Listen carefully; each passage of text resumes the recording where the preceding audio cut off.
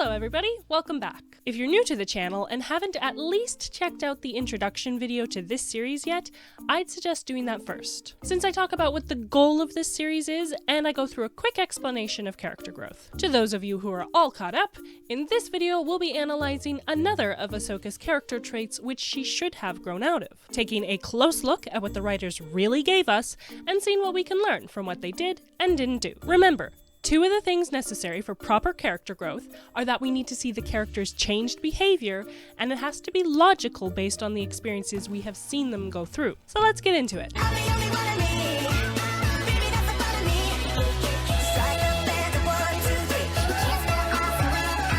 Season 1, Episode 7, Duel of the Droids. In this episode, we start to see Ahsoka's overly aggressive behavior. And boy oh boy, it is a theme for her character throughout the series. What specifically do I mean when I talk about her aggression? Well, given that she is a member of a peacekeeping organization with a strict code of conduct, I mean her obvious lust for action, violence, and revenge, as well as her usage of threats, intimidation, and excessive force against others. If you don't believe she's like that, then let's go through the evidence, shall we? First, her lust for action, violence, and revenge. Season 1, Episode 7, Duel of the Droids. Ahsoka, impatient to get to the action, jumps to the Separatist listening post before Anakin even gives the go-ahead. Follow me, boys! When her team is confronted by General Grievous, a well-known Jedi killer, Ahsoka, a brand new Padawan, provokes him by calling him a tinny and charges in. He's just another tinny, boys. Let's scrap him like the rest. And for context, this is one episode after she scolds Anakin, saying, "Suicide is not the Jedi way, Master." Just wait, we'll see this hypocrisy come up again. Season 1, Episode 9, Cloak of Darkness. Ahsoka complains at the beginning of the episode that they've had such a boring trip. Which is to say, a peaceful one. After getting locked in a cell by Ventress and Gunray, Ahsoka attacks the ray shield with her lightsaber in a fit of rage. Later, she is spewing angrily about Ventress, and then decides to abandon her post as guard over New Gunray so she can join the fight against Ventress. Seems to me to be a clear case of looking to get revenge. Season 1, Jedi Crash Arc. When the camp is attacked by a creature, Wag-2 tells Ahsoka not to kill it, and begins to neutralize it without harming it. Instead of showing an interest in this pacifistic approach, Ahsoka begrudgingly says, "Fine," before doing it his way. Later, when the Separatists invade, Ahsoka immediately assumes that the peaceful Lurmen will want to take up arms against them. She is surprised and upset when they decide to stand by their deeply held beliefs. And later she calls them cowards behind their backs. You can't fight them alone. We will not fight them at all. You're going to surrender? But how can you— Ahsoka. I call it no courage. When Anakin says they need to do something to stop the Separatists from wiping out the village, Ahsoka bitterly comments that the village elder said, He doesn't need our help. insinuating that they should leave the Lurmen to extinction because they didn't accept her earlier suggestion for violent action. Also, this face. I've always liked to play with fire. Season 2, Episode 3, Children of the Force. Ahsoka requests to be given the lead on Bane's case since I've got a score to settle. openly showing a desire for violence and taking revenge. Which, of course, no one calls her out on. After they capture Bane, thus successfully getting vengeance, Ahsoka claims she's earned the right to wear her Padawan braid again. I think I've earned the right to wear this again. Honey, that's not how this works at all. Later in the episode, she whines about not being brought along with Obi-Wan and Windu to be part of the action. Season 2, Episode 5, Landing at Point Rain. Ahsoka gleefully takes part in a game of let's see how many enemies we can destroy. My squadron alone had 55 kills. How many droids have you shut down so far? 25! What was your total? Not now, Ahsoka. Come on. Are you afraid you lost this time? Fine. 55. That's my count. And you? 60. Looks like I won. Season 2, Episode 6, Weapons Factory. Even though she is completely unprepared for the mission, and thus more of a liability than an asset. And even though Anakin points out that going into that factory could be suicide, Ahsoka insists that he allow her to go with Barriss into the Geonosian factory to blow it up. Suicide is not the Jedi way, Master. Walking into that factory could be suicide. Master, I can do this. I've had riskier assignments. Season 2, Episode 8. Brain Invaders. Just like her complaint in Season 1, Cloak of Darkness, about the journey being so boring, here Ahsoka complains that it's, quote, too quiet. And when Barriss responds that she should enjoy the peace, Ahsoka says, I can't. Shortly after, she nonsensically explains that, quote, as a Jedi, she doesn't know how to. I was just thinking about what you said earlier, about enjoying the peace while it lasts. As a Jedi, I'm not sure I know how to do that. Season 2, Episode 17, Bounty Hunters. When the bounty hunters catch them off guard, Anakin's reaction is to play it cool, and he has to stop Ahsoka from immediately acting hostile. Take it easy, Snips. Season 3, Episode 6, The Academy. After the students tell Ahsoka that they found corruption, she cautions them against blindly charging in, and Corky says, You sound more like my aunt than a Jedi Knight. Newsflash, Jedi are peacekeepers, so of course they would sound similar to a pacifist, but Ahsoka looks disturbed by this comparison. And lo and behold, next thing you know, she just jumps in, beats up some people, and then takes charge of the situation. Right after she told them not to act until they'd examined all of the evidence and all of the people involved. Hypocrite. At the end of the episode, Ahsoka laughs about endangering untrained children, saying it was a highlight of her mission. You convinced untrained children to help you overthrow a corrupt government? That was a highlight. Season 3, Episode 7, Assassin. When Ahsoka gets left behind from a mission on the Order of the Council, Anakin encourages her to rest and finish her studies. Later, we see her in the archives, griping to herself, I should be out there fighting, not in here studying. Season 3 Mortis arc. Instead of following Obi-Wan's calm example, Ahsoka responds to the son with immediate hostility, igniting her lightsaber and taking a fighting stance as soon as he speaks. Did you lose something? We'd like our ship back if you don't mind. Season 3 Citadel arc. Ahsoka talks about a dangerous and sensitive mission like it's a fun field trip, and throws a tantrum when told she's not included. Not coming? But you're breaking into the Citadel. No one's ever done it. Later, she admits that her interest in going was solely for the sake of going.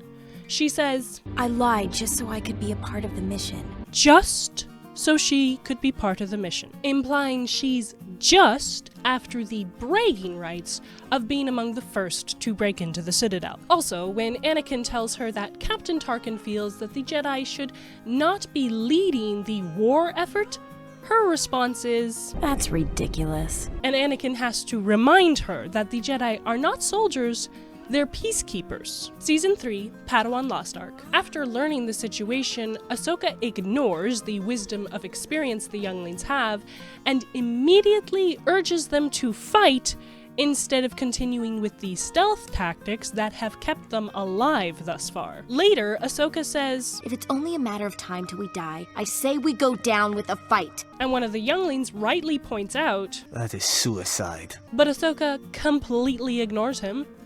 Whatever happened to suicide is not the Jedi way? When Chewie is beating and strangling a Trandoshan to death right in front of her, Ahsoka just stands there, silently supporting his actions. When one of the other younglings suggests taking him prisoner instead, Ahsoka begrudgingly responds. Fine. Later in the climax of the arc, the Trandoshan leader Garnak retreats, and Ahsoka chases after him and fights him. What is her reason for this? Well, when he finally goes down, she jabs her finger in his face and tells him, You're beaten. that's it. She just wanted to beat him. And my guess is because he led the hunt that killed Khalifa, and Ahsoka wanted vengeance. After she kills him, she angrily glares at his corpse. And then season 4 rolls around. In the Water War arc, Ahsoka has this conversation with the young, uncertain prince. Aren't you scared? I used to be. All the time. Until I realized that if you make decisions out of fear, you're more likely to be wrong. I used to be scared all the time. We've seen a lot of her acting cocky and aggressive. Not so much scared, but she claims she was scared all the time. Now, you absolutely can have a character that uses a facade of confidence or aggression to cover up fear, but the audience has to be able to see that it's a facade. And we just don't see that with Ahsoka. Take Sully from Monsters University as a counterexample. He tries to bluff to cover his insecurity, and it works for a little bit, but it doesn't keep working, and he finally drops the act. But Ahsoka's aggression leads to success after success, and thus we never get to see the mask come off. So I don't think the writers were going for the idea that her cocky and aggressive behavior were a facade. But if it was their intention, then there's a problem. Because she's now claiming that she no longer acts out of fear, but her cocky and aggressive behavior does not stop. So either she's lying about having grown out of her fear, or her cocky and aggressive behavior is just her being cocky and aggressive. Either way, it doesn't look too good on her. Season 4, Episode 14, A Friend in Need. This is her going to the Separatist ship. This is her leaving it. Note that the droids have not noticed her and Lux until after she attacks and then runs past them. What happened to the ledge she was sneaking along earlier? Did it disappear? She could have avoided this, but despite the fact that there are peace negotiations ongoing and she was explicitly told to be discreet, she purposely starts a fight between the factions. Once she has Lux on the ship, she disarms him and then claims that he needed her to rescue him. Without me? How did you think you were going to escape those droids? And that line, to me, sounds all too similar to her comment to Anakin back in Season 3, Episode 7, Assassin. If I'm not with you, who else will have your back? And even further back in Season 1, Episode 9, Cloak of Darkness. Wouldn't we have a better chance of stopping her if I helped? Which, in both cases, she only said because she wanted to get in on the action. It seems her motivations have less to do with helping others and more to do with shoehorning herself into some action. Oh, and don't forget she impulsively tries to take on all of Death Watch by herself, unarmed, after jabbering on the whole episode about how deadly they are. These are the Death Watch. They're Mandalorian terrorists. They'll kill us both. You coming? They will take the information and kill you. The Death Watch are murderers, sworn to destroy Jedi. They are far from rational. Believe me, you have no idea.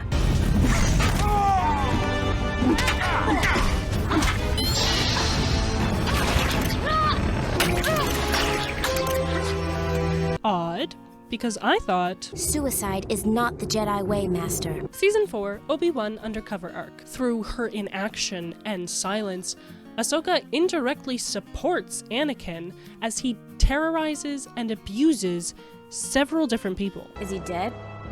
He's about to be. Get up, you filth! If it was up to me, I would kill you right here!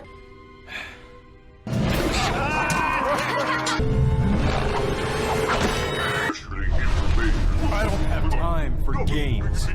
By joining him and helping him in various ways, she directly supports him hunting down a man to kill him in cold blood out of vengeance. If you need a reminder, that man is Obi-Wan in disguise. At one point, she deliberately drives their ship into Obi-Wan's while Anakin is outside the ship fighting Bane, which further puts Anakin, and of course Obi-Wan, in harm's way. Season 5, Episode 4, The Soft War. After Ahsoka gets involved against orders, Lux says to her, I knew you couldn't resist a good fight. to which Ahsoka playfully responds, Am I becoming that predictable? basically admitting that, like in the Citadel arc, she just wanted a piece of the action. Season 5, Younglings arc. When one of the younglings wants to fight instead of hide, Ahsoka encourages that attitude, acting like fighting is a given. Fighting is for cowards.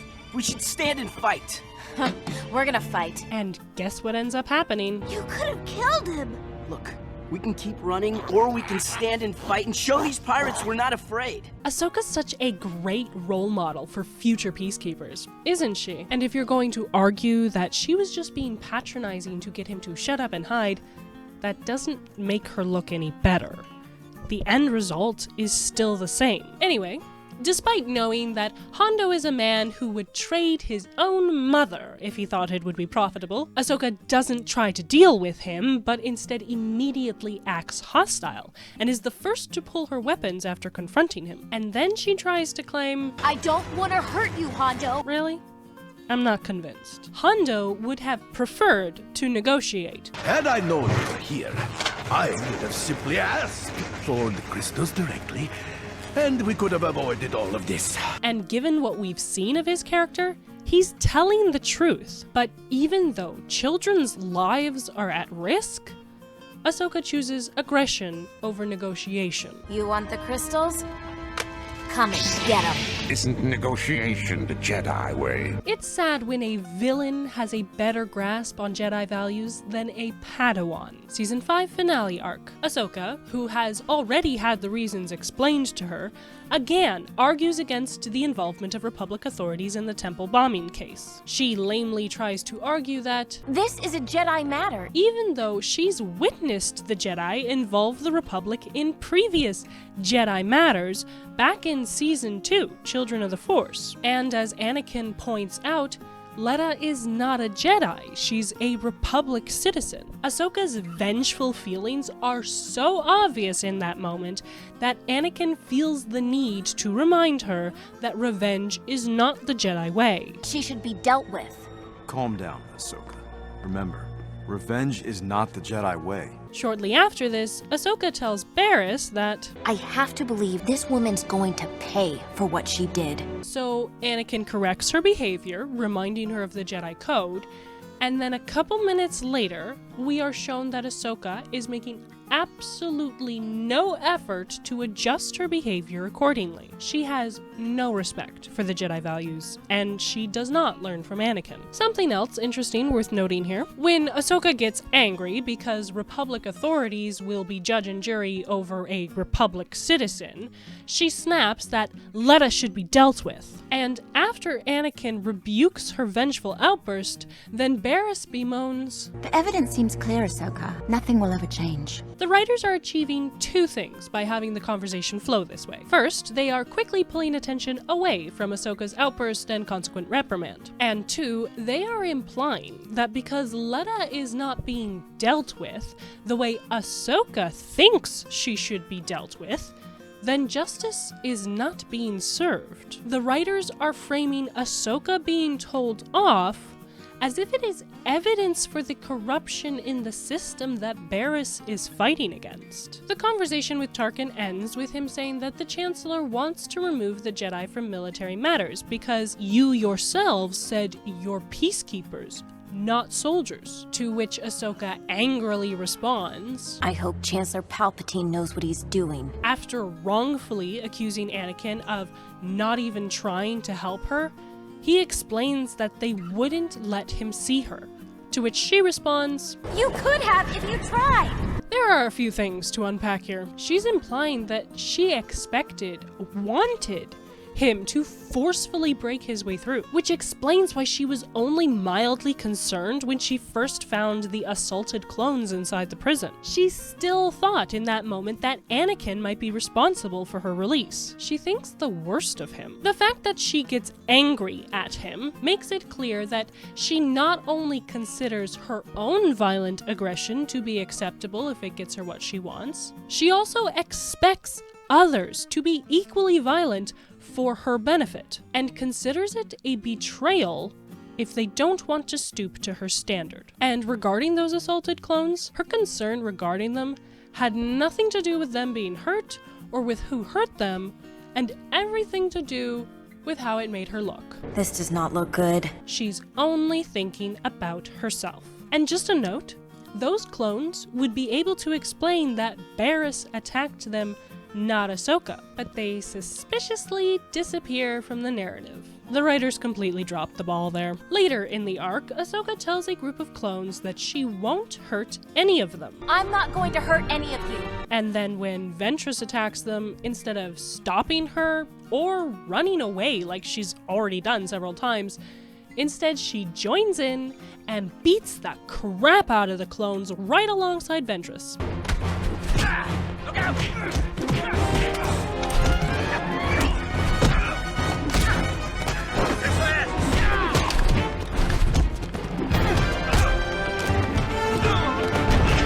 I knew you couldn't resist a good fight. Am I becoming that predictable? Yes. Yes, you are. Season 7, Martez Sister Arc.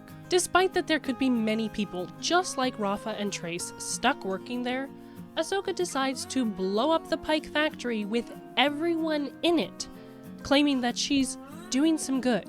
Might as well do some good.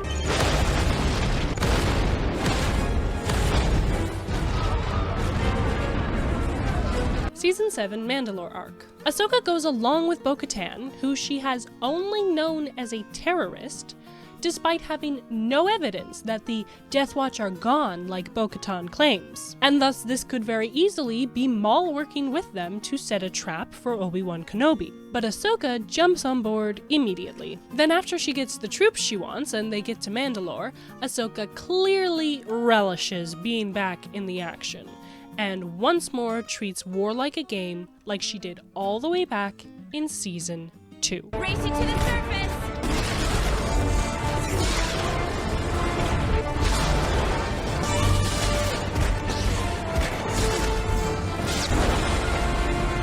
Beat you. Looks like I won. I'll never understand how you can simplify these battles into some kind of game. Me neither, Obi-Wan. Also in this arc, in the beginning of the episode Shattered, Ahsoka tells Bo-Katan, I've learned from the best, including you. so A, she claims to have learned from a terrorist, and it is framed as a positive thing, and B, having grown up in the presence of people like Yoda, Obi-Wan, Shakti, Plo Koon, etc., she considers Bo-Katan, again, a terrorist who happily torched a village of innocent people, sexually harassed her, and tried to kill her and Lux. She considers her as one of the best. Wow. Just wow.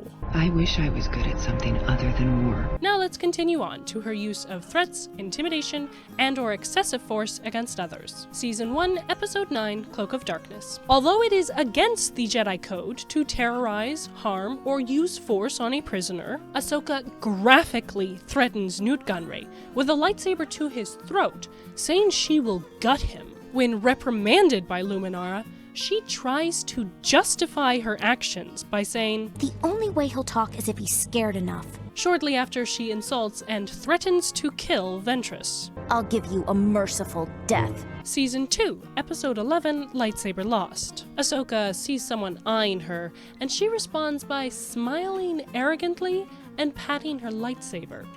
A silent threat.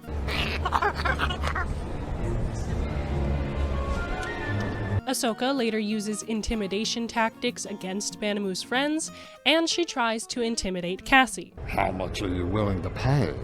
If you have it, you'll give it to me. You're trapped.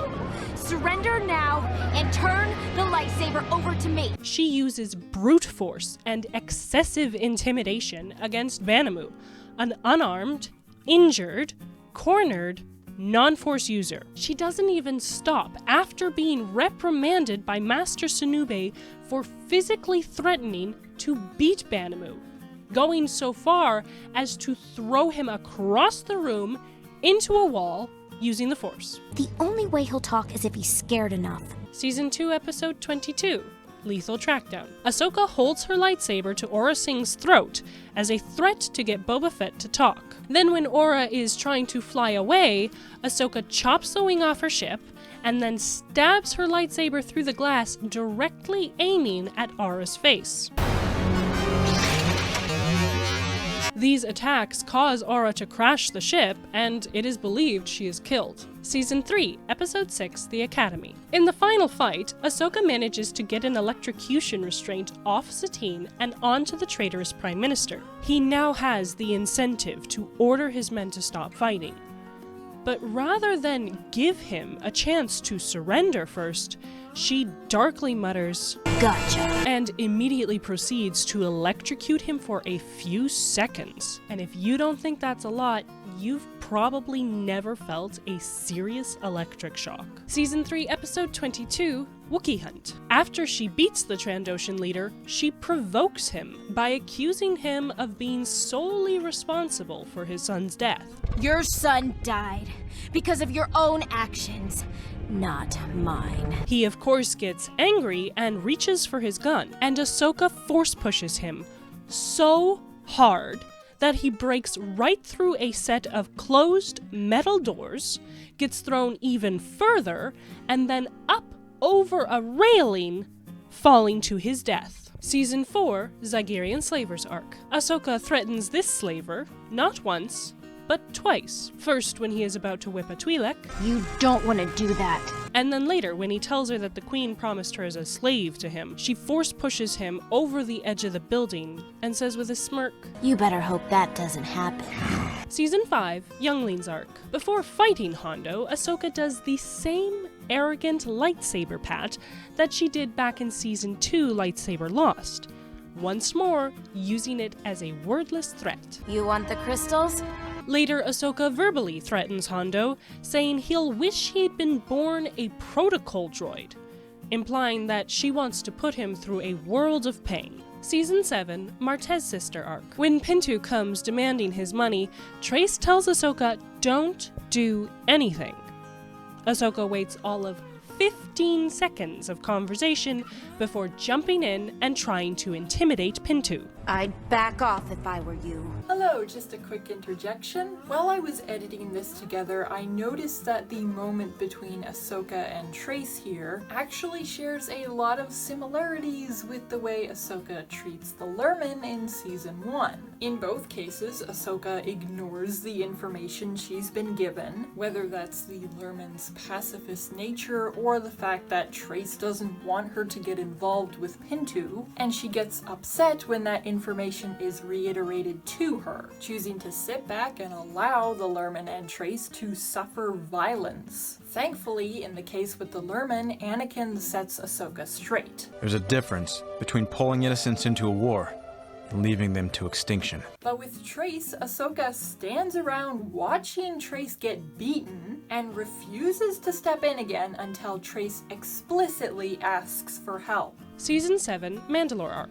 During an interrogation, Almec says he can't remember a name, implying that he wants to negotiate for the information. Ahsoka responds by immediately telling Bo-Katan to help him remember, knowing that her methods will be violent. The only way he'll talk is if he's scared enough. The values of the Jedi are sacred to me. There is evidence to the contrary. You can say that again, Master Mundi. So, what have we seen here? Well, nothing. Even though she was named after the Indian Emperor Ashoka, revered by many due to his adherence to peaceful Buddhist teachings, Ahsoka seems to prefer violence. And despite being a role model for children, her aggressive behavior is not framed as negative. She's gently scolded a handful of times, but mostly the narrative just glosses it over. In general, she's not framed as violent, just a warrior. There is no character growth here because the writers never thought that her violent tendencies were something that she needed to grow out of. And for adult media, that can be acceptable, But this is media marketed to children. It would have been appropriate for, even beneficial to, the target audience to see her learn to strive toward peaceful negotiation over aggression where possible. In fact, given Ahsoka's aggressive personality, I think it would have been immensely interesting to watch her working to keep that in check over the course of the series. And then, when she claims that the Jedi values are sacred to her, we would have seen evidence of that.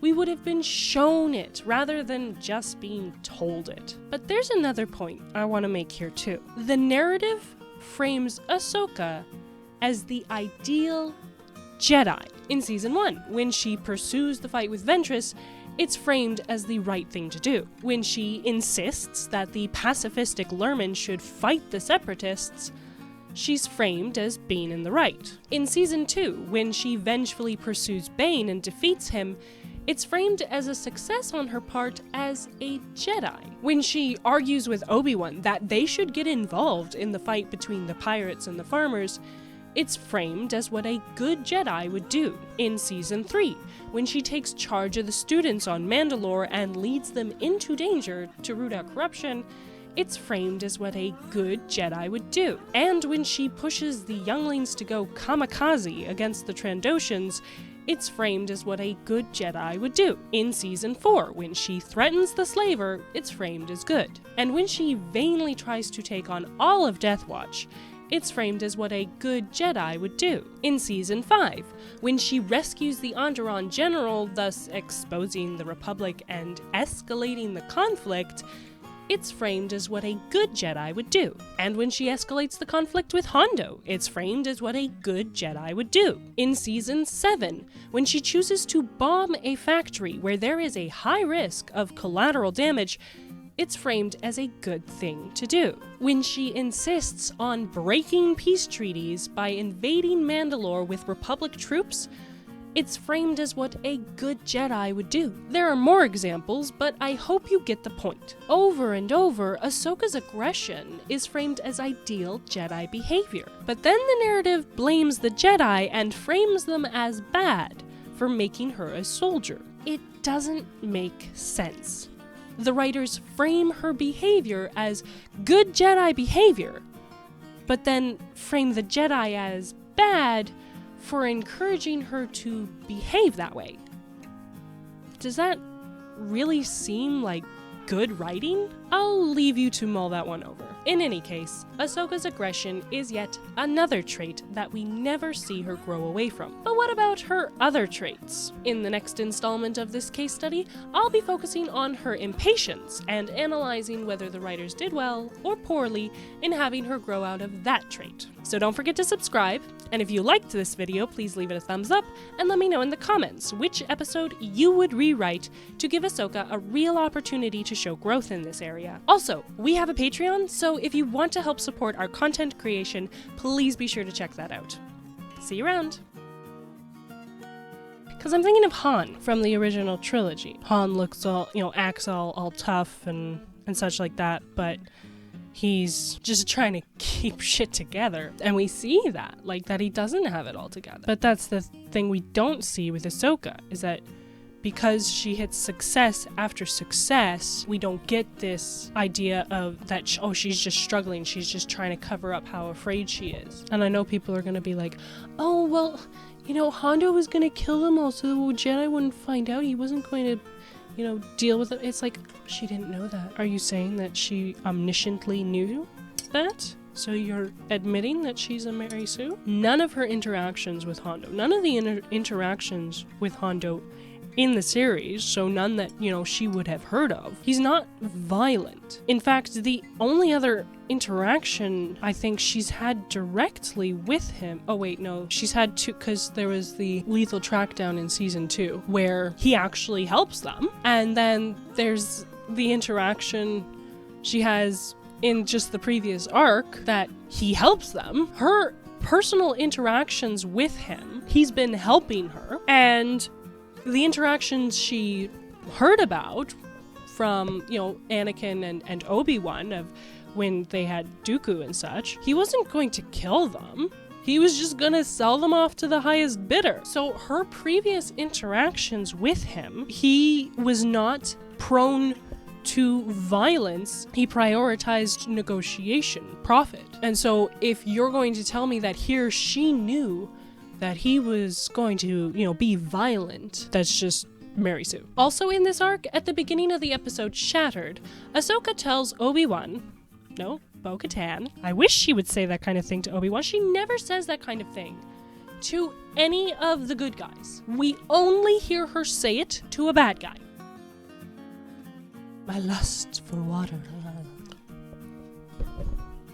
I don't know why I'm so weird.